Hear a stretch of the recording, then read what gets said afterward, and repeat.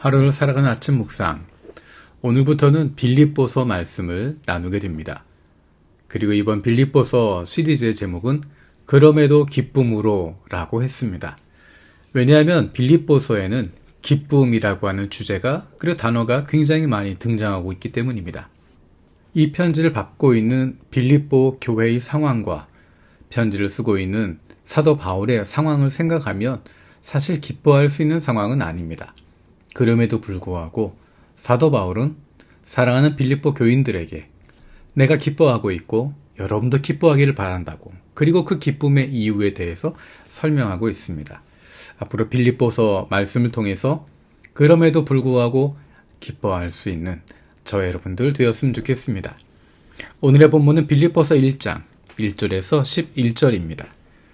그리스도 예수의 종인 바울과 디모데가 그리스도 예수 안에서 빌립보에 살고 있는 모든 성도들과 감독들과 집사들에게 이 편지를 씁니다. 하나님 우리 아버지와 주 예수 그리스도께서 내려주시는 은혜와 평화가 여러분에게 있기를 빕니다. 나는 여러분을 생각할 때마다 나의 하나님께 감사드립니다. 내가 길도할 때마다 여러분 모두를 위하여 늘 기쁜 마음으로 간구합니다. 여러분이 첫날부터 지금까지 복음을 전하는 일에 동참하고 있기 때문입니다. 선한 일을 여러분 가운데서 시작하신 분께서 그리스도 예수의 날까지 그 일을 완성하시리라고 나는 확신합니다. 내가 여러분 모두를 이렇게 생각하는 것은 나로서는 당연한 일입니다. 내가 여러분을 내 마음에 간직하고 있기 때문입니다. 여러분 모두는 내가 갇혀 있을 때나 복음을 변호하고 입증할 때 내가 받은 은혜에 동참한 사람들입니다. 내가 그리스도 예수의 심정으로 여러분 모두를 얼마나 그리워하고 있는지를 하나님께서 증언하여 주십니다. 내가 기도하는 것은 여러분의 사랑이 지식과 모든 통찰력으로 더욱더 풍성하게 되어서 여러분이 가장 좋은 것이 무엇인가를 분별할 줄 알게 되는 것입니다. 그리하여 여러분이 그리스도의 날까지 순결하고 흠이 없이 지내며 예수 그리스도께서 주시는 의의 열매로 가득 차서 하나님께 영광과 찬양을 드리게 되기를 나는 기도합니다. 아멘.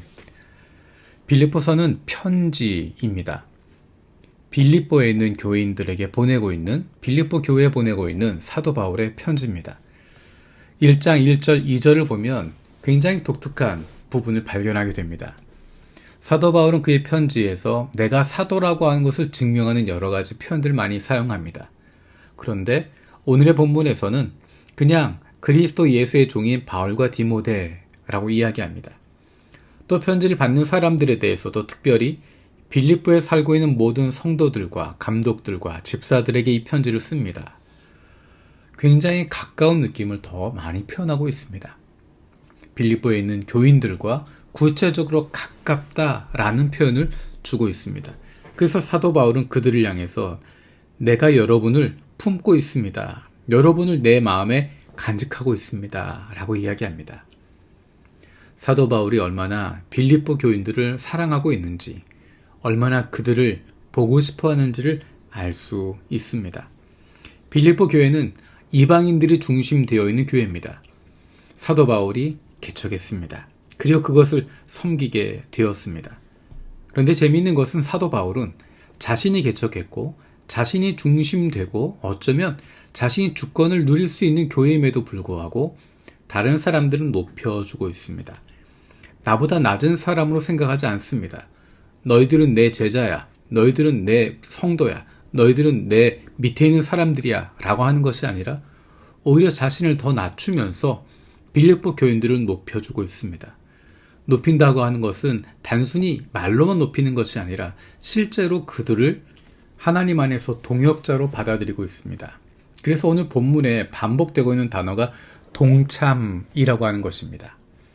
복음 전하는 일에 동참하고 있습니다. 내가 받은 은혜에 동참하고 있습니다. 나의 사역에 함께하고 있는, 나와 함께하는 동역자라고 이야기하는 것입니다. 그들을 향한 그리움이 사도 바울의 편지에 묻어나고 있습니다. 하나님께서 나에게 주신 동역자들은 어떤 사람이 있을까?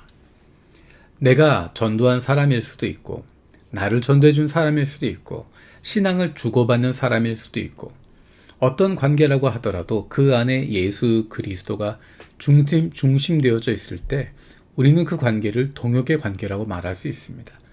일 때문에 동역하는 것이 아니라 하나님 때문에, 예수 그리스도 때문에 함께하는 것입니다. 동역이라고 표현하는 것은 누가 더 높다, 누가 더 아래다, 누가 먼저다, 누가 나중이다, 그것이 중요하지 않다는 의미로 동역이라고 하는 것입니다. 우리 모두는 하나님의 일에 동참하고 있는 사람들입니다. 우리를 불러주신 시기가 다르고, 우리를 불러주신 영역이 다르고, 우리를 불러주셔서 맡겨주신 사역들이 다른 것뿐이지. 우리 모두는 하나님의 사랑받는 자녀로 부르심을 받았고, 우리가 그분 안에서 영원한 생명을 누리고 있습니다. 그렇기 때문에 우리는 서로를 향해서 동역자라고 부를 수 있습니다. 수직적인 관계가 아니라 수평적인 관계를 가질 수 있는 것입니다. 지금 사도 바울은 감옥에 갇혀 있습니다. 그럼에도 불구하고 그가 기뻐할 수 있는 것은 하나님 안에서 예수 그리스도로 말미암아 동역하고 있는 사람들이 있기 때문입니다. 가장 힘들고 어려운 순간에 기억나는 사람들, 나를 위해서 기도해 줄 것이라고 분명히 확신할 수 있는 사람들, 그리고 내가 마음속에 품고 늘 기도해 주고 있는 사람들, 그들이 바로 동역자이고, 그들로 말미암아 내게 주어진 상황은 힘들고 어렵지만, 외롭지만 그럼에도 불구하고 기뻐할 수 있게 되는 것입니다. 저와 여러분들이 동역자로 말미암아 그럼에도 불구하고 기뻐할 수 있는 하나님의 사랑받는 자녀들 되기를 원합니다. 살아계신 하나님 감사드립니다. 사도 바울이 사랑하는 빌립보 교회에 보낸 편지를 읽으면서 우리의 마음을 돌아봅니다. 사도 바울이 힘들고 어려운 상황 가운데서도 사랑하는 빌립보 교우들로 말미암아 기뻐할 수 있었던 것처럼, 그럼에도 불구하고 기뻐할 수 있었던 것처럼 하나님께서 내게 주신 귀한 동역자들로 말미암아 그럼에도 기뻐할 수 있는 복을 누리게 하여 주옵소서. 감사드리고 예수님의 이름으로 기도드립니다. 아멘.